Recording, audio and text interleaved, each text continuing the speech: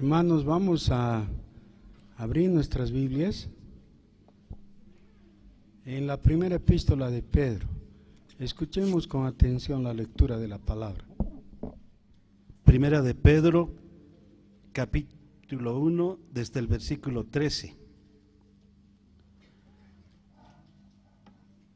Por tanto, ceñid los lomos de vuestro entendimiento, sed sobrios, y esperad por completo en la gracia que se os traerá cuando Jesucristo sea manifestado. Como hijos obedientes, no os conforméis a los deseos que antes teníais, estando en vuestra ignorancia, sino como aquel que os llamó es santo. Sed también vosotros santos en toda vuestra manera de vivir. Porque escrito está, sed santos, porque yo soy santo.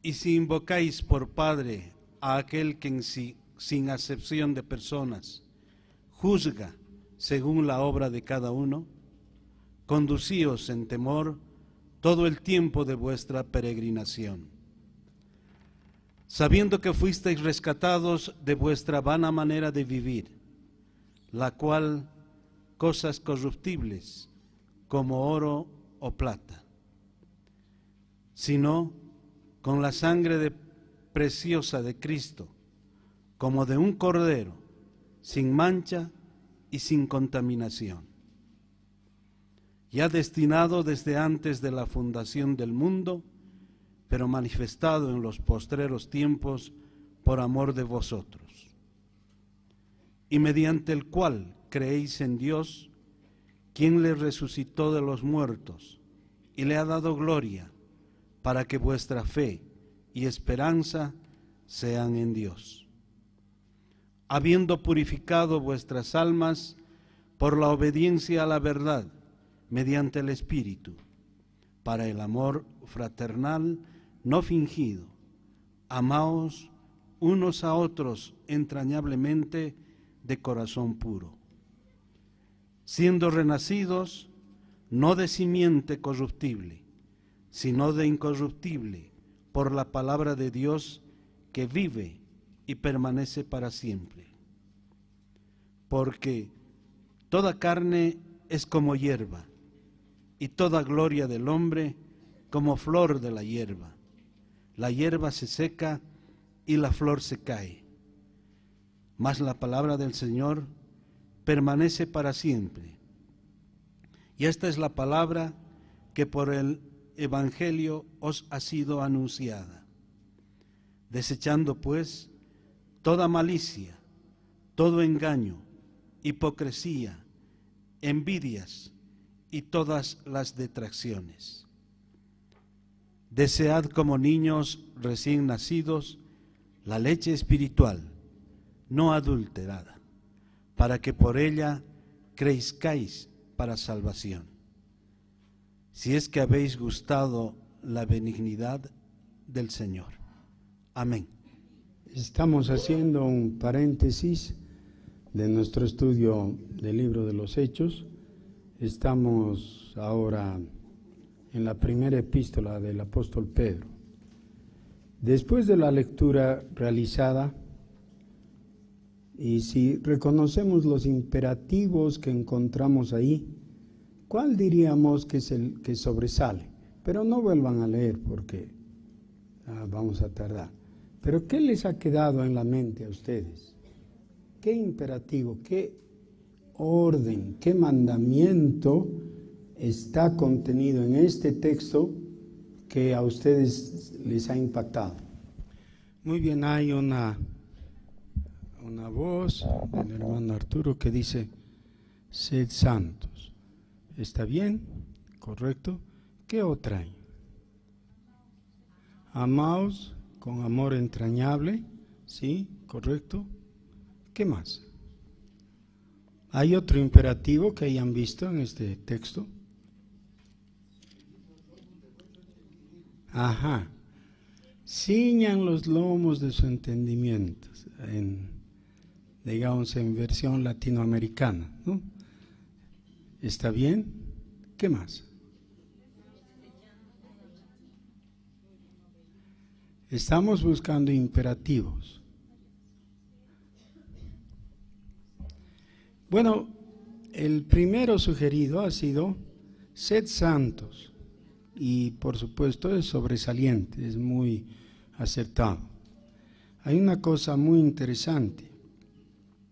Cuando Pedro se dirige a los receptores de su carta, les llama los expatriados y al mismo tiempo los elegidos.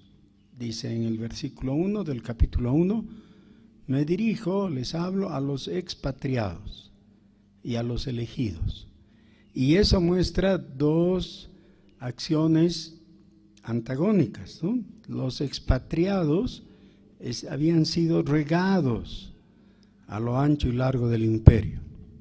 Los elegidos habían sido escogidos de uno y otro lugar y traídos. Así que Pedro ve a los cristianos como expatriados, pero elegidos también.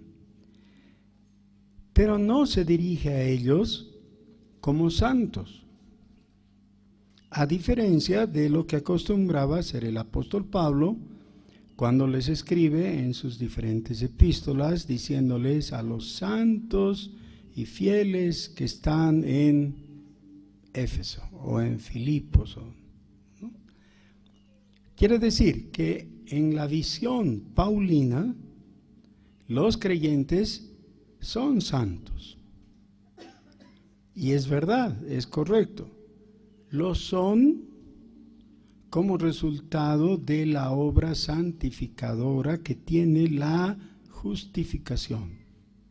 Es decir, por haber sido justificado de nuestros pecados, Dios tiene el derecho de tomarnos para sí y decir, estos son míos. El decir, estos son míos, es la forma más sencilla de decirles santos.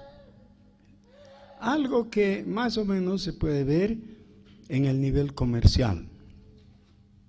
Por ejemplo, cuando alguien va a ver una casa que tiene su anuncio, ¿no? Dice la casa en venta. El interesado puede decir cuánto cobran. Bueno, cuesta tanto. Ya no lo ofrezca más. Yo la tomo. Como al frente, ¿han visto? Hay un terreno. Yo creo que es un letrero engañoso, pero sirve para la ilustración. Hace unos meses pusieron con letras blancas muy visibles en venta. Y nosotros saltamos de una pata, ¿no? Queríamos comprar ese terreno para la iglesia. Pero al día siguiente, en letras negras, encima, cubriendo las otras, decía vendido. Casi nunca se pone vendido, ¿no? Así que por eso yo sospecho. Pero les vamos a creer, ya que por un día ha estado en venta y luego casi inmediatamente está vendido. Cuando alguien con seriedad dice está vendido, quiere decir ya no pierde el tiempo, ya no pregunte, ya no llame, ya no pida, ya no ofrezca, nada, ya está vendido. En un sentido, digamos, usando el lenguaje religioso, esa persona está diciendo este terreno ya es santo. Quiere decir, ya es apartado. Solo en el nivel comercial, ¿no? Estoy hablando. O lo mismo cuando vas a un supermercado y de los anaqueles tomas mercadería y la pones en tu carro. Esa mercadería ya no puede ser tomada por otro cliente que va a tu carro y pone al suyo, ¿no? Que saque por sí mismo del estante, ¿no? Porque se supone que aunque no has pagado todavía en ese caso, pero ya has determinado que ese producto sea tuyo. ¿Ya? Y eso es lo que significa ser santo, cuando Dios lo dice. O sea, cuando Dios dice, este es mío, lo que está diciendo es santo, es para mí. Así que somos santos para Dios, esa es la idea. Pero esa es la idea paulina. ¿Qué es la idea paulina? La idea de Pablo, ¿no? Es la teología, la presentación de Pablo. Por el contrario, Pedro no está usando esa expresión ni esa visión teológica, está diciendo otra cosa. Está encargando a los lectores, diciéndoles, ustedes sean santos. Si quisiéramos enredar el asunto, podríamos decirle, querido apóstol Pedro, ya somos santos. Pablo nos ha dicho que somos santos. Él nos ha dicho que por la redención, por el pago ya efectuado, el Señor Jesús nos ha hecho suyos y por tanto ya somos santos. ¿Habrá contradicción entre Pablo y Pedro?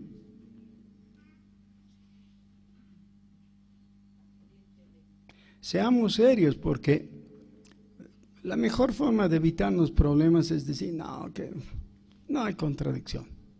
No, pero aparentemente hasta ahora sí, pues, ¿no? El uno dice que ya somos santos, el otro dice, sean.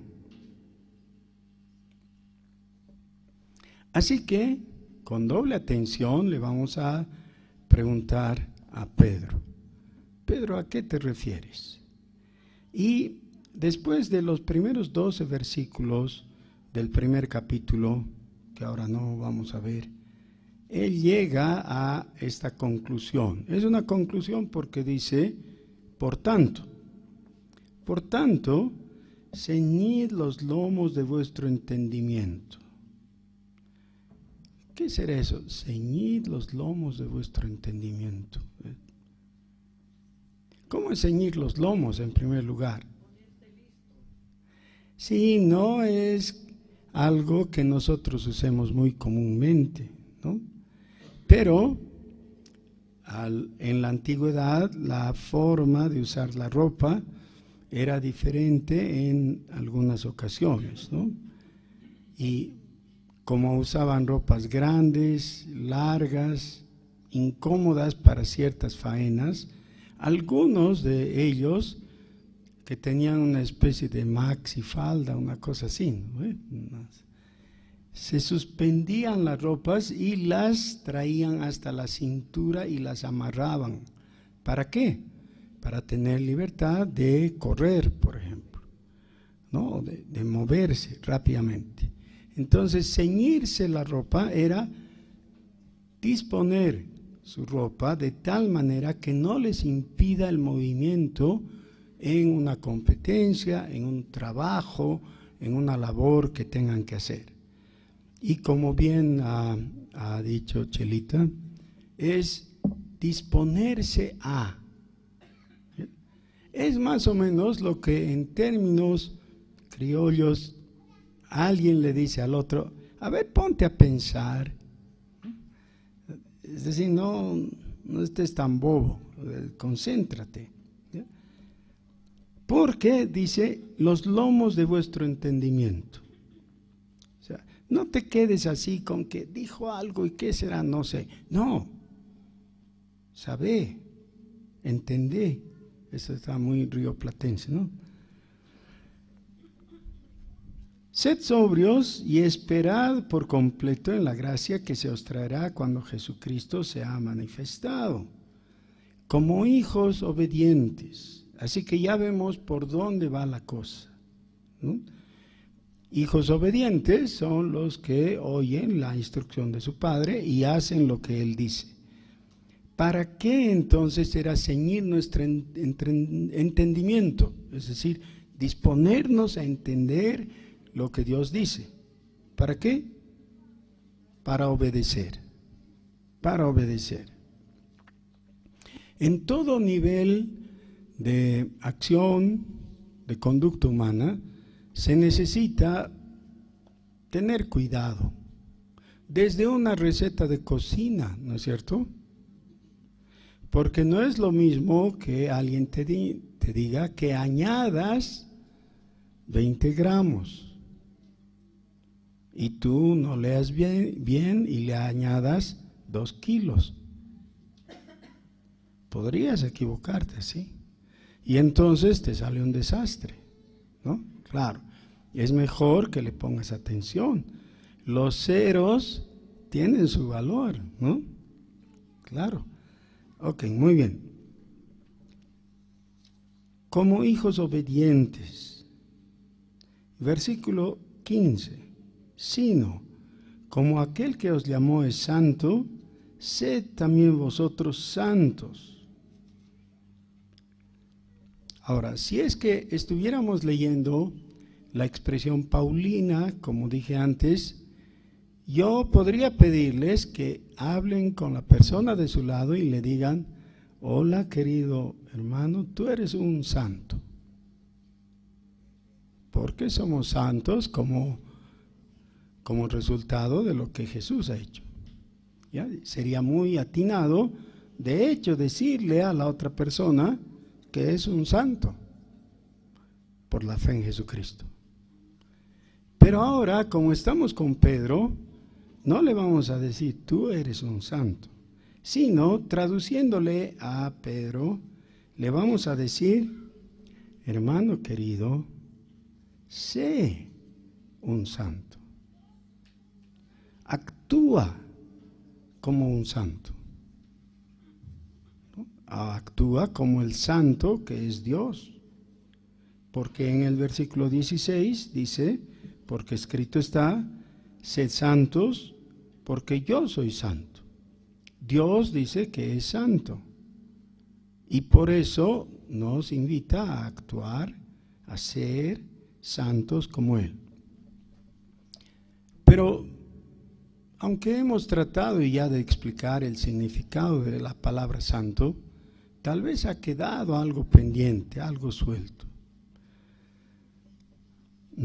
La palabra santo en español deriva del latín y a su vez del griego, pero la palabra que realmente nos interesa es la palabra en hebreo. La palabra en hebreo es fácil de escribir. ¿Quieren aprender? Está grabada en la cruz. Ahí está. Solo que están leyendo al revés, porque en hebreo se lee no de izquierda a derecha, sino de derecha a izquierda. Derecha de ustedes, ¿no? A izquierda. Pero igual no conocen los signos, la mayoría de ustedes, ¿no? Y yo ya me olvidé de mi curso de hebreo, pero sé lo que dice ahí. Dice Kadosh, Kadosh, Kadosh. 3 veces dice lo mismo y significa simplemente santo, santo. Y esta era la expresión que los seres angelicales que estaban revoloteando alrededor del trono celestial, según la figura, la imagen que presenta Isaías capítulo 6, repetían, ¿no? Dice que habían ángeles, querubines que estaban ahí sin poder asentar sus pies en el templo. ¿Ya? ¿Por qué no podían? Porque todo el templo estaba lleno, estaba cubierto, el piso del templo estaba cubierto con las faldas del manto del rey. Él lo llena todo. No hay espacio para nada más. Y esa es la representación gráfica del monoteísmo. Cuando tú adoras a Dios, si adoras al Dios verdadero, el Dios verdadero también es el Dios único. Si hubiera un Dios más, entonces no sería único y por tanto no sería verdadero. Si el Dios que adoras es el verdadero, entonces es único. Y nadie puede pararse a su lado, o sentarse, o echarse, o lo que sea. Ni siquiera los ángeles que están a su servicio. Los ángeles tenían que estar volando. Esos ángeles tenían 6 alas, es decir, 3 pares de alas. Con unas revoloteaban ahí alrededor. Con las otras se cubrían los pies. ¿Para qué tenían que cubrirse los pies? La idea es de la vergüenza que tenían por su conducta. Pero ¿saben qué? Eran santos ángeles. ¿Qué vergüenza era esa? Si el punto es este, que cuando estamos delante del Dios que es santo, no importa lo que hagamos, en realidad siempre eso es inferior. ¿Ya? Es algo que nos va a producir vergüenza. Es algo que vamos a tratar de cubrir. Por eso no puede haber altanería cuando de verdad estamos frente a Dios.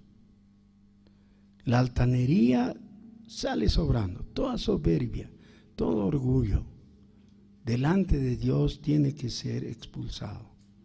Cubrimos nuestros pies. Señor, no soy digno de estar delante de ti. Esas son las palabras del salmista. No soy digno. Pero todavía tenían 2 pares de alas más. ¿Se acuerdan qué hacían con las 2 primeras? Volaban. Con las otras 2 se cubrían los pies. Y con las otras se cubrían el rostro. ¿Para qué? ¿Por qué necesitaban? Porque no podían mirar directamente al alto y sublime. Estaban sobrecogidos de temor. Y daban voces los unos a los otros, diciendo: Santo, santo, santo, Jehová de los ejércitos. Tu nombre llena toda la tierra. Y saben, cuando esa expresión salía de sus bocas, todo el palacio celestial temblaba. Y los quiciales, dice, se estremecían, porque no resistían ante el nombre del Santo, Jehová de los ejércitos. Ahora, cuando Dios se dirige a su pueblo, les dice: ustedes sean santos. Y no vamos a ser santos como Dios, nunca, en el grado, en el nivel, en la estatura, pero sí en la dirección. Por eso dice: como yo soy santo, en la misma dirección. ¿Por qué estamos hablando de eso? En el versículo 15 dice: sino como aquel que os llamó es santo, sed también vosotros santos en toda vuestra manera de vivir. ¿Saben qué? Ser santo es lo más fácil que puede haber. Es chancaca. Muy fácil. Por un segundo. O por una fracción de segundo. Pero es cuando queremos sostenernos en la línea del tiempo, en santidad, que nos damos cuenta que nuestros recursos no alcanzan, que nuestra voluntad no sirve, que nuestra disposición, nuestro conocimiento, todo falta. Es muy difícil. Y no estoy hablando en los términos teológicos absolutos, estoy hablando en la conducta humana. Porque en nuestra conducta somos deficientes, esa es la verdad. No solo que hemos pecado, sino que pecamos continuamente. En toda vuestra manera de vivir.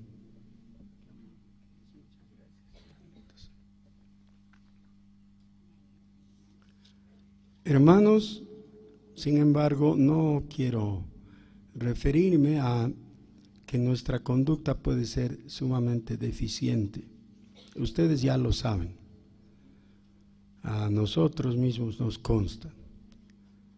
A lo que me quiero referir es a que esto nos pone en una dificultad muy grande. Porque cuando Dios hace esta invocación aquí en 1 Pedro, o en el pasaje original donde se nos da este mandamiento, que es en Éxodo capítulo 19. ¿Recuerdan? Dios ha reunido a su pueblo y les ha dicho: ustedes han visto lo que yo he hecho por ustedes, los he sacado de Egipto, les he alimentado con maná, les he provisto de agua, les he traído las codornices, les he defendido de sus enemigos que han venido a atacarles a traición, he destruido además al ejército del faraón. Todo eso es lo que Dios había hecho. Pero a continuación les dice: ahora, ¿cuánto han puesto ustedes en todo este proceso? ¿Cuánto habían aportado los israelitas? 0. Nada. Y Dios no requirió que aporten algo. No les dijo: ¿saben qué, muchachos? Para que puedan salir de Egipto, yo voy a traer una plaga de langostas, para que hagan una devastación en Egipto. Aporten con 3 langostitas cada uno, y así. ¿Se imaginan algo así? Dios pidiendo colaboración. No hubo nada de eso. Él trajo las langostas. ¿De dónde sacó esas langostas? No lo sé. Y no me preocupa, es Dios. Él podría haber tomado una plaga que había en el Sudán en ese momento y decir: vénganse, aquí me van a servir en Egipto. O decir que se forme un ejército de langostas, simplemente con la palabra sea. Y un gran ejército de langostas hubiera atacado. No hay problema con Dios. Así que el Señor no pidió colaboración. Les dijo: yo lo he hecho todo. Y ya estamos aquí, a las puertas de la tierra prometida, y tienen todo lo necesario para ingresar y vencer. Ahora, viene una parte condicional. Les dice: ahora pues, si diereis oído a mi voz y guardareis mi pacto, yo haré de vosotros mi especial tesoro, una nación santa, pueblo adquirido. ¿Pero qué? ¿Una nación qué? Santa.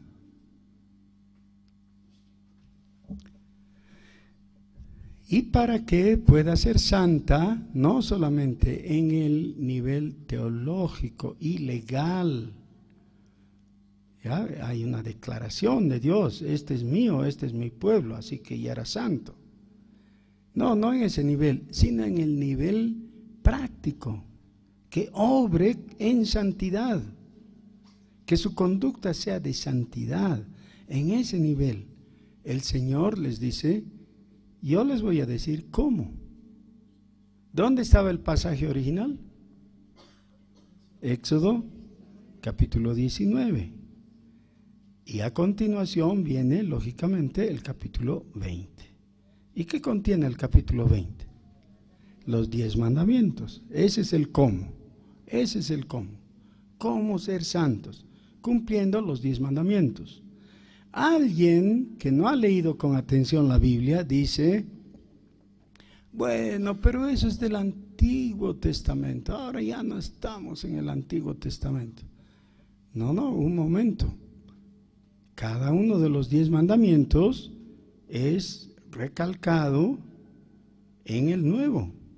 Y cuando el maestro de la ley fue a Jesús y le dijo: Señor, ¿qué he de hacer para heredar la vida eterna? La respuesta inicial de Jesús fue: conoces los mandamientos, guárdalos. Eso es. No hay contradicción entre el Antiguo y el Nuevo Testamento. Los mandamientos han sido dados para mi pueblo en el Antiguo Testamento.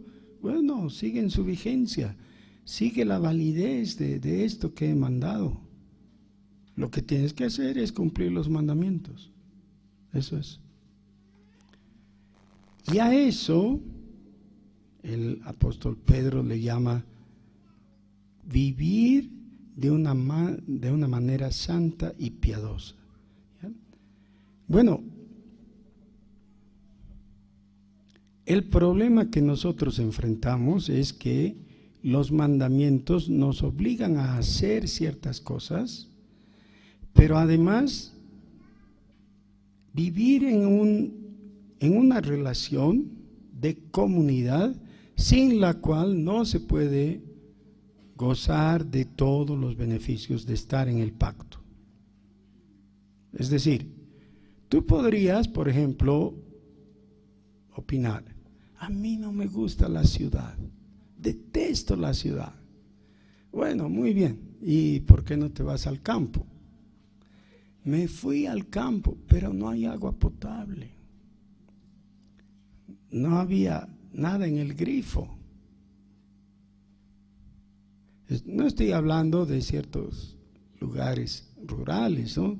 Estoy hablando del campo donde no hay nada. Bueno, ¿por qué? ¿Por qué en la ciudad sí hay el sistema de agua potable?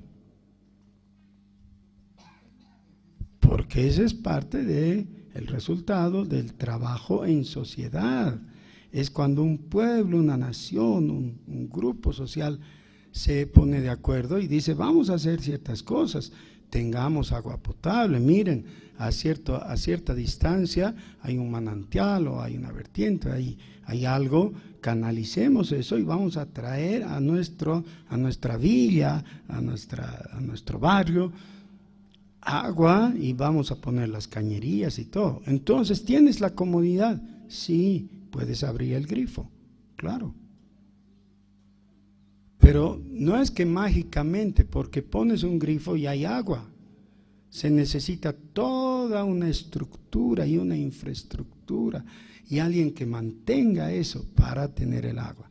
Así que, para vivir dentro del ámbito de la ley de Dios, haciendo su voluntad, necesitamos esa agrupación, esa estructura. Esa es la iglesia.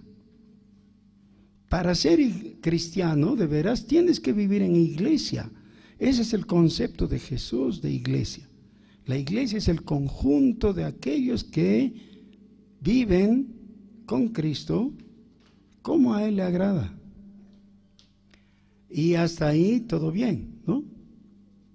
El problema es que la labor se hace sumamente pesada y difícil, porque el Señor nos llama a nosotros para ser santos, para vivir en santidad, en medio de una punta de pecadores.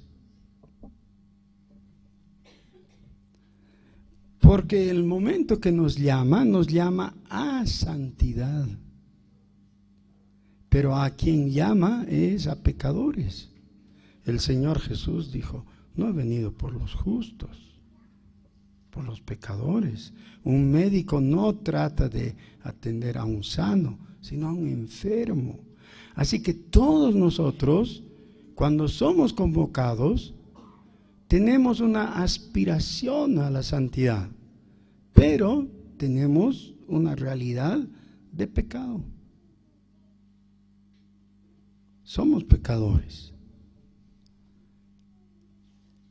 Y mucho más que esos ángeles que tienen que cubrirse los pies con 2 alas. Nosotros tenemos que cubrir nuestros actos, nuestra conducta. Esa es una gran dificultad. Pecadores con aspiración de santos. Santos con realidad de pecadores. Y el asunto se hace más complejo todavía, porque no podemos vivir como entidades aisladas y separadas de los otros.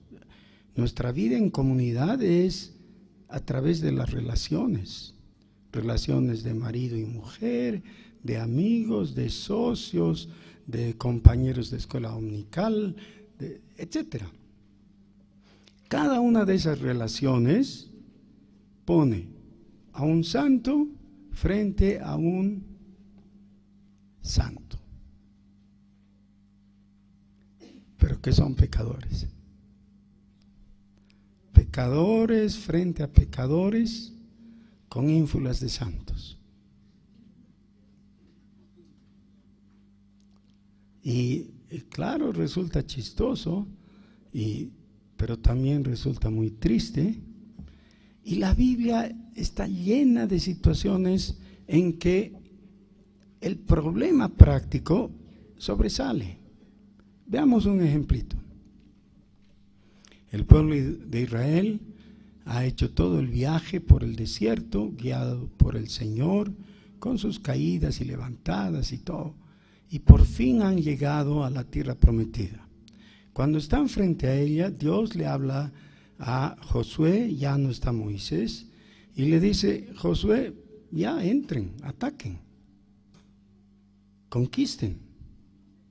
Y ellos van y hacen una cosa que ningún militar en su sano juicio diría que es un acierto. En vez de elaborar un plan de ataque, de bombardeo previo y no sé qué, cosas de ese tipo, Josué guía a su ejército para rodear la ciudad de Jericó 7 veces. Y Dios les da una victoria impresionante, porque las murallas de Jericó, que eran muy grandes y gruesas, en vez de caerse hacia afuera, se caen hacia adentro y aplastan a los habitantes de Jericó. ¡Qué lindo! ¡Qué fácil había sido la guerra! Todo bien, sin problema. Entonces, dice, ¿y ahora qué sigue? Y había una pequeña ciudadcita por ahí llamada Ai, H-A-I. Dicen, bueno, si a Jericó la hemos conquistado con tanta facilidad, para Ai va a ser mucho más fácil. No mandemos todo el ejército, a ver, unos cuantos, 3,000 vamos a mandar, y esos que se encarguen. Y cuando van, atacan y sufren una derrota, pero tremenda. Y ahora pasan de ese espíritu exitista, ahí de que todo es fácil y es muy sencillo, a una depresión, ¿no? Están deprimidos y desorientados, avergonzados, tristes porque algunos de ellos han muerto, y dicen, no se puede. ¿Cómo es el ejército de una ciudad insignificante nos ha vencido? Y algunos piensan con irse.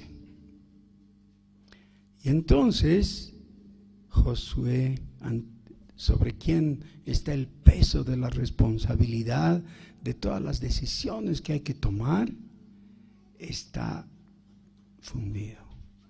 y se postra delante de Dios y le dice: Señor, hemos fracasado, nos ha ido mal.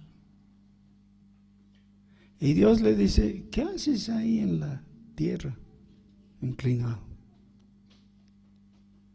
Pregunta por qué. Pregúntate por qué.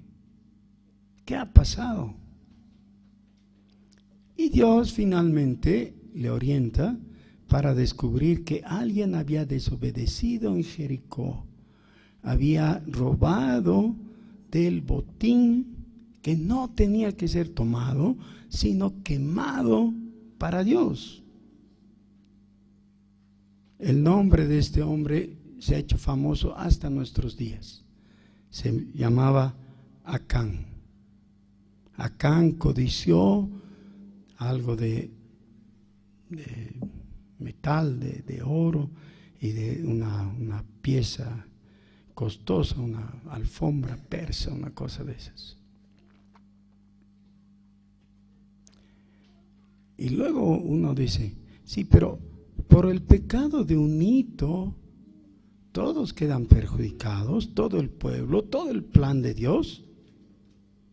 Por el pecado de un hito, ¿sí?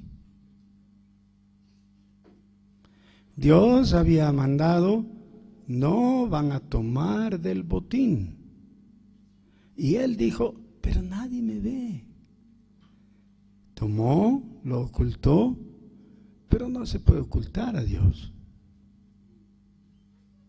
Ahora, es muy interesante porque ¿qué es lo que estaba precautelando Dios? ¿Qué era? ¿Qué les había dicho un poquito antes? Ustedes van a ser para mí una nación santa. Y si todos están en santidad y uno peca, el perjuicio va a venir para la nación. Así que tomaron a Acán y lo apedrearon hasta morir. Y les puedo contar un secretito, pero que no salga de Bolivia. ¿Está bien? Por favor. Cuando leo eso se me pone la carne de gallina. Porque por un pecado, el perjuicio para todos puede ser muy grande. Ahora entonces, ¿qué es lo que hay que hacer? A cada persona descubierta en pecado hay que apedrearla hasta morir. Ese es el modelo de Josué. Eso es lo que se lee. ¿Y por qué se ríen los que se han reído?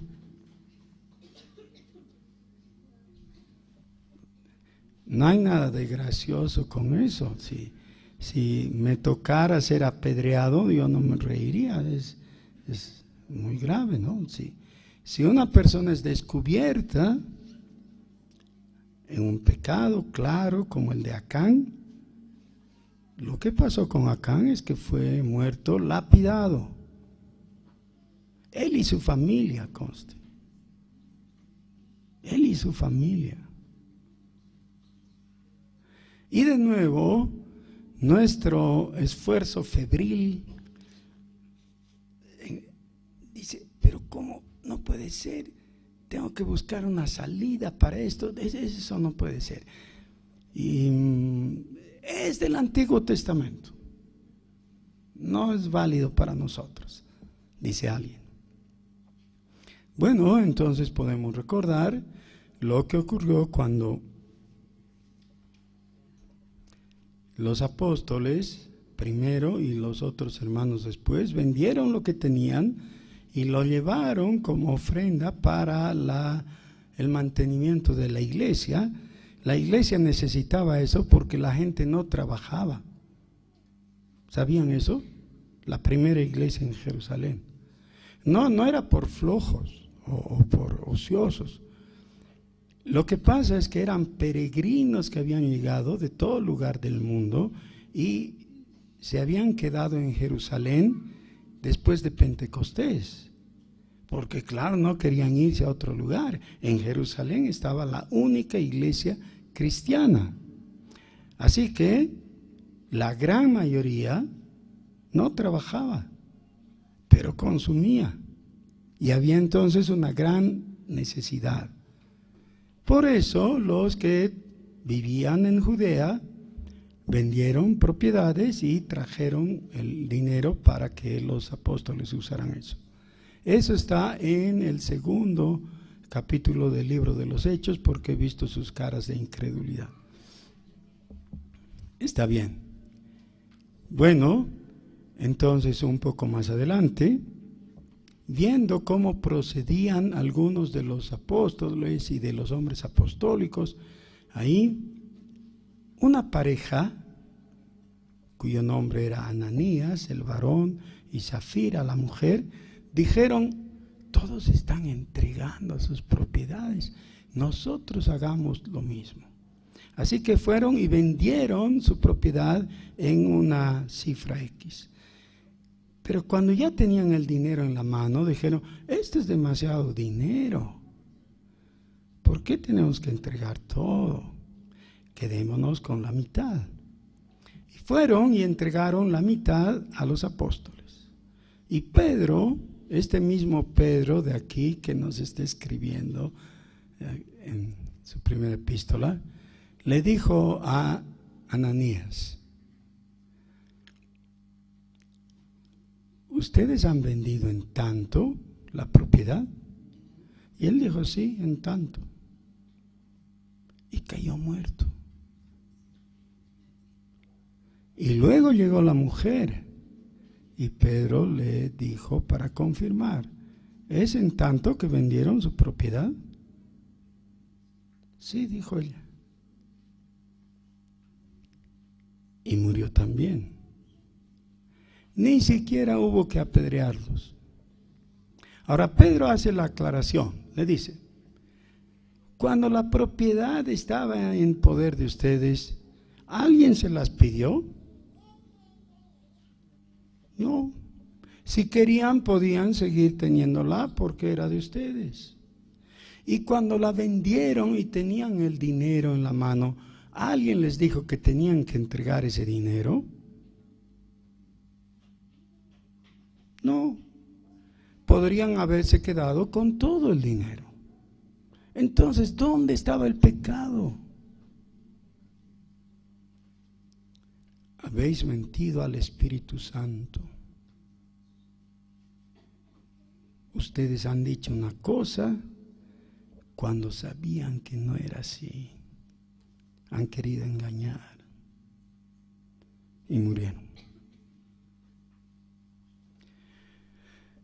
Hermanos, entre nosotros, dice el apóstol Pablo en 1 Corintios, hay algunos adúlteros y hay fornicarios y hay ladrones y estafadores, mentirosos, profanos.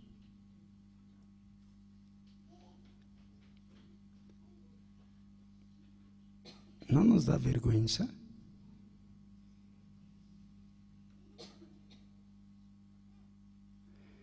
¿Saben? Ese no es el problema. El problema principal es que, siendo adúlteros y fornicarios y mentirosos y estafadores y todo lo demás, decimos que somos santos.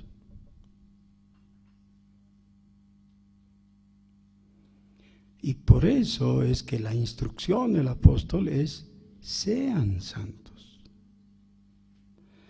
Por eso es que uno de los valores principales, más importantes, en la comunidad del pacto, del nuevo pacto en Jesucristo, es decir, la iglesia, es esa genuina aspiración a la santidad.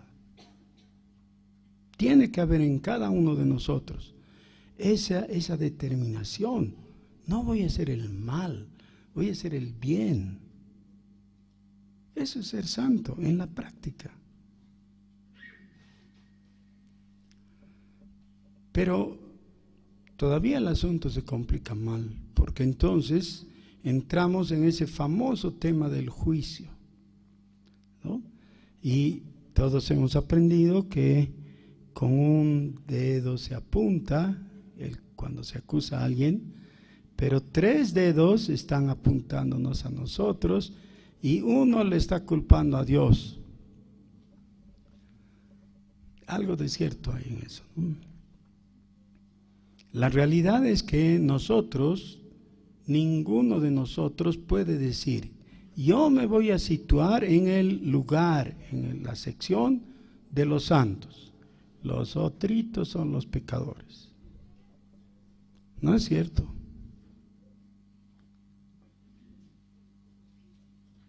Mucho más acertado es que reconozcamos: yo pertenezco al grupo de los pecadores. No con altivez y no con soberbia, con vergüenza, pero es la realidad. Soy pecador, no soy confiable.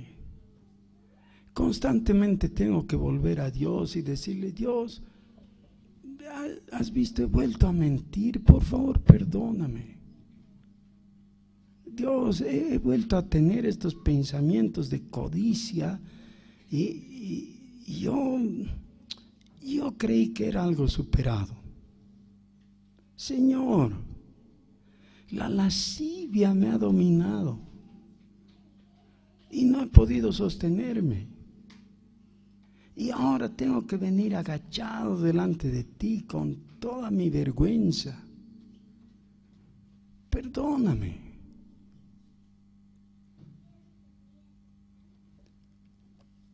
Y no hay otro grupo. Ese es el grupo de los cristianos. El grupo de los cristianos es de los pecadores que con vergüenza y amargura se acercan a Dios para pedir su perdón y recibir por la fe ese perdón. Esos somos nosotros. Pero eso no significa que digamos: no hay problema, somos pecadores, tú eres adúltero y yo soy ladrón. Bueno, ninguno tiene derecho de acusar el uno al otro, así que todos estamos bien. No, todos estamos mal. Pero Dios, que rico en misericordia, nos convoca a todos nosotros a arrepentirnos una vez más y volver a Él y proponer en nuestro corazón: no voy a seguir en esta vida de pecado, voy a hacer lo que le agrada a Dios, lo que es correcto, voy a vivir en santidad, confiando en su gracia.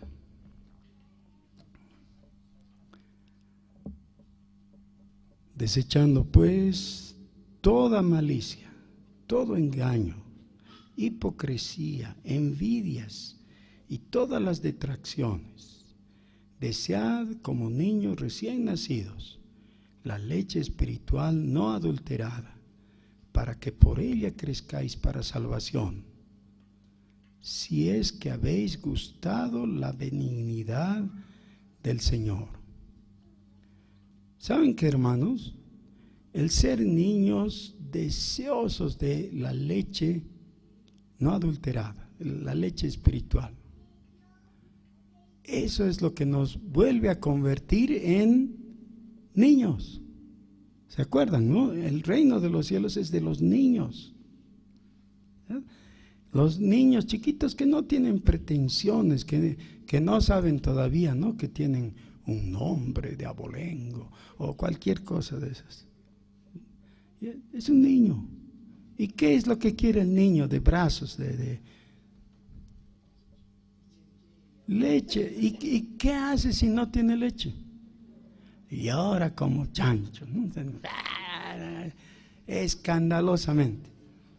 Y yo todavía no he escuchado a una mamá que vaya y le diga: ay, hijito, qué feo que estás llorando, qué vergüenza, ¿cómo vas a llorar?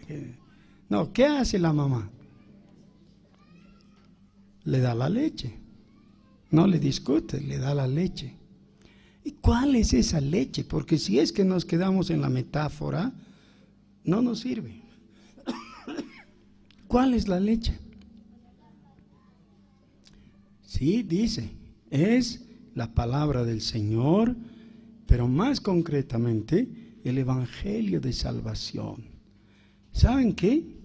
Nada hay mejor que venga una persona, te ponga la mano al hombro, sentada a tu lado, y te diga, préstame atención, te voy a hablar del amor de Dios, te voy a hablar del perdón que hay en Jesucristo.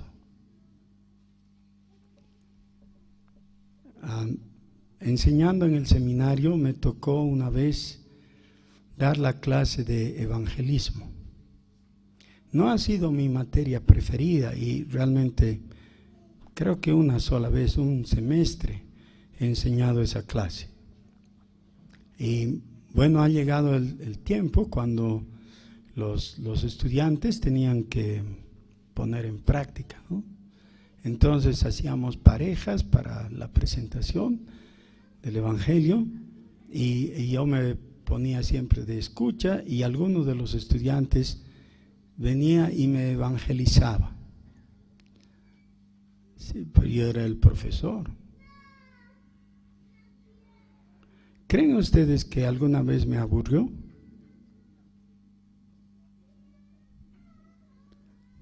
¿Saben cuál era mi problema?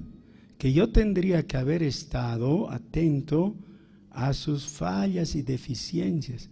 No podía, porque en cuanto empezaba a hablar y me hablaba del amor de Cristo, mi corazón se abría para escucharle y recibir.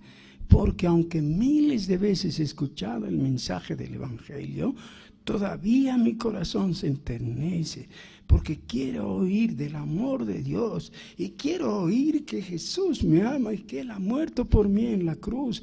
Todavía eso viene y calma mi sed. Y es una tontería que perdamos eso. Es una tontería que volvamos a cosas diferentes, cosas del mundo.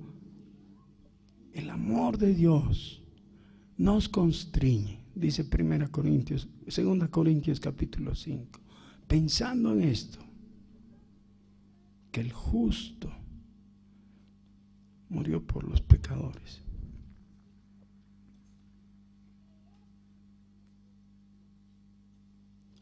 Mi lugar en la cruz del Calvario y en el lago de fuego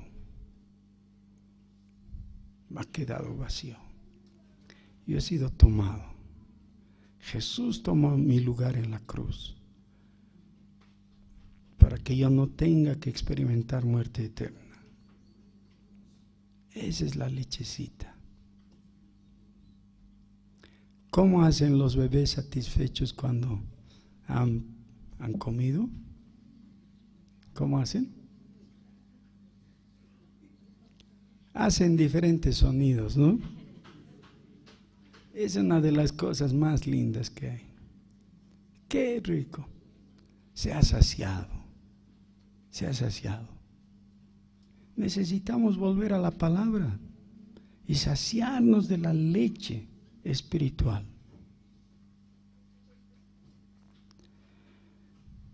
El que no aprecia la santidad no tiene verdadero aprecio por la leche espiritual.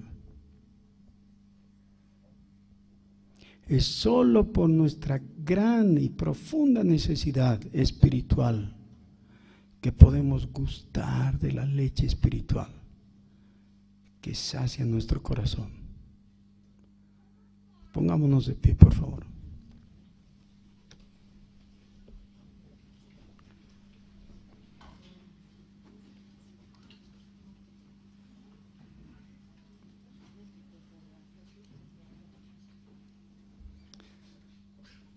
Señor nuestro, estamos inclinados delante de ti.